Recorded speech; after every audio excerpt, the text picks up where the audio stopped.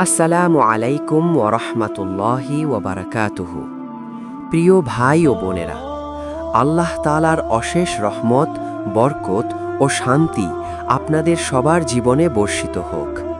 আপনাদের সবাইকে আন্তরিক স্বাগতম ঈমানের সাথে চিন্তা করো চ্যানেলে, যেখানে আমরা কুরআন ও সুন্নাহের আলোকে জীবনের গভীর ও গুরুত্বপূর্ণ সত্যগুলো সহজভাবে বুঝতে চেষ্টা করি। আজ আমরা আলোচনা করব এমন একটি বিষয় নিয়ে যা প্রায় প্রতিটি দোয়াকারীর হৃদয়ের মনে কখনো না কখনো প্রশ্ন জাগায়। আজকের আলোচনার বিষয় দোয়া কবুল হওয়ার লক্ষণ। দোয়া কখন কবুল হয়, দোয়া কবুল হওয়ার আগে আল্লাহ কিভাবে বান্দার জীবনে ইশারা পাঠান, আর কিভাবে আমরা বুঝতে পারি আল্লাহ আমাদের দোয়া শুনছেন, এই নিয়েই আজকের গুরুত্বপূর্ণ আলোচনা।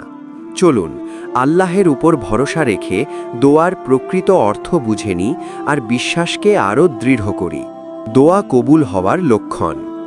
আমরা সবাই দোয়া করি, কিন্তু প্রায়ই মনে প্রশ্ন জাগে, আমার দোয়া কি সত্যিই কবুল হচ্ছে?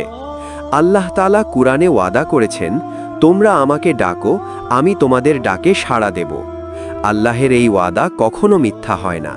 কিন্তু দোয়া কবুল হওয়া সব সময় আমাদের চাওয়া অনুযায়ী সঙ্গে সঙ্গেই আসে না, কারণ আল্লাহ বান্দার দোয়া কবুল করেন তার হিকমা অনুযায়ী, সর্বোত্তম সময়, সর্বোত্তম পদ্ধতিতে।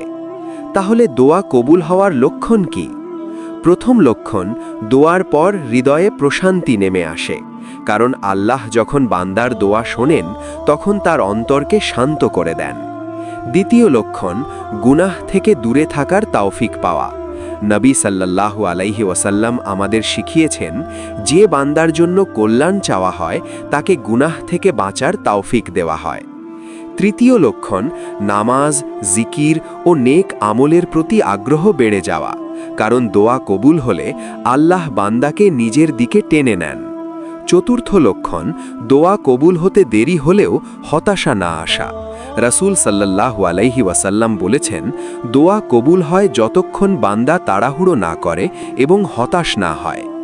আরেকটি বড় লক্ষণ হল, যে দোয়া করা হয়েছিল তা দুনিয়ায় পূর্ণ না হলেও আখিরাতের জন্য জমা হয়ে থাকা।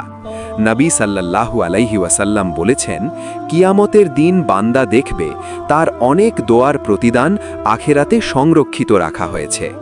তাই কখনো মনে করবেন না আপনার দোয়া বৃথা গেছে। আল্লাহ কখনো বান্দার চোখের পানি ফেলে দেন না। হয় তিনি দোয়া সঙ্গে সঙ্গে কবুল করেন, হয় কোনো বিপদ দূর করে দেন, অথবা তার চেয়েও উত্তম কিছু আখেরাতের জন্য রেখে দেন। এই কারণেই দোয়া শুধু চাওয়া নয়, দোয়া হলো আল্লাহের উপর ভরসা। আর যে আল্লাহের উপর ভরসা করে সে কখনো ক্ষতিগ্রস্ত হয় না। দোয়া করতে থাকুন, বিশ্বাস রাখতে থাকুন, কারণ আল্লাহ আপনার ডাকে অবশ্যই সাড়া দিচ্ছেন।